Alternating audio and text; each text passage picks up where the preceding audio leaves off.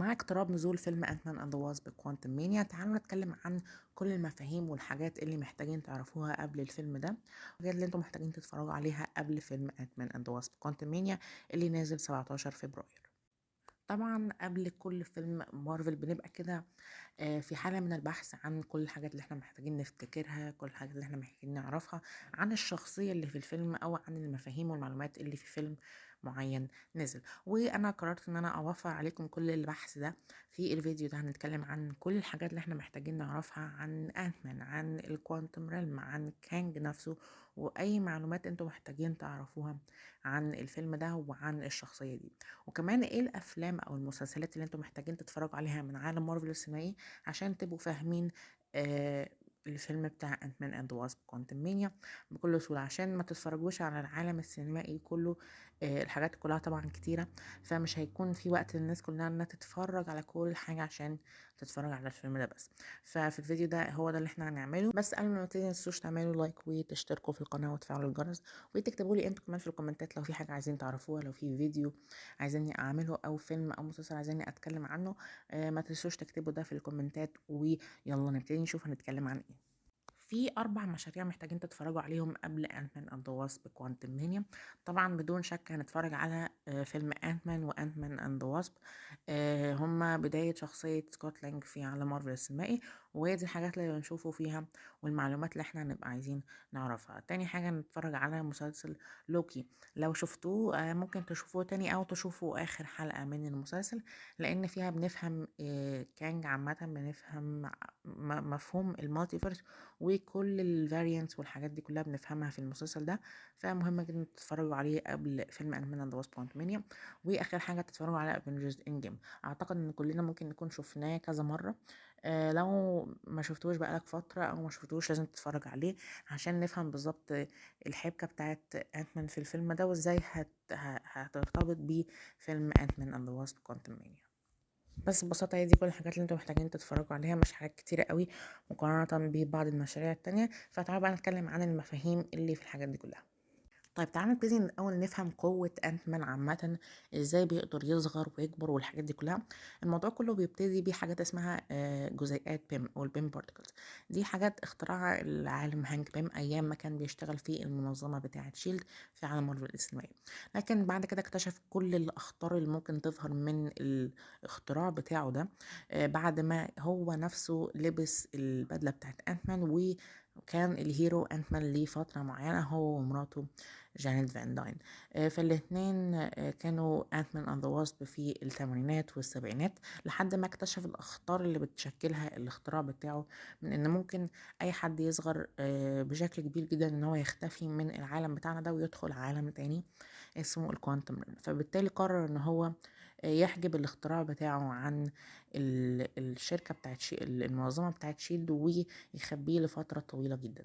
وبيفتح شركة هانك بيم اندستريز او بيم اندستريز عشان يعمل مجرد اختراعات عادية هندسية. طيب ايه علاقة سكوت بالموضوع ده كله والحكايات دي كلها؟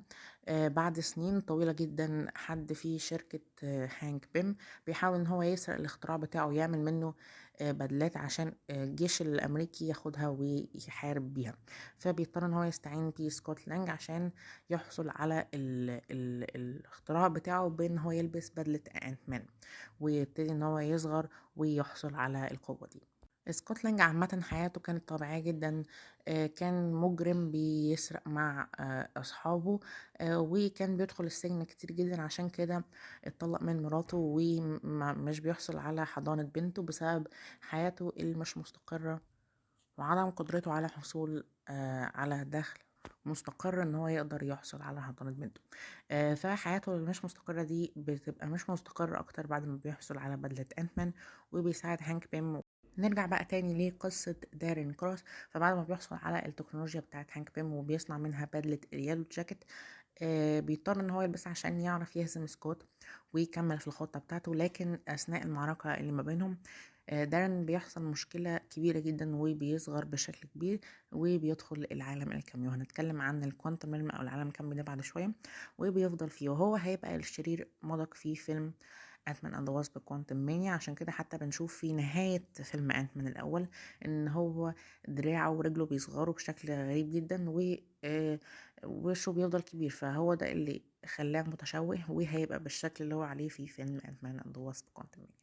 طيب تعالوا نتكلم عن العالم الكمي بشكل عام. زي ما قلت لكم مرات هانك بيم جانيت فان داين اختفت في العالم الكمي لفترة طويلة جدا 30 سنة أو أكتر، وقعدت هناك وهانك بيم افتكرها ماتت، لكن بعد كده بيكتشف ان اللي بيخش الكوانتم ريلم مش شرط بيموت.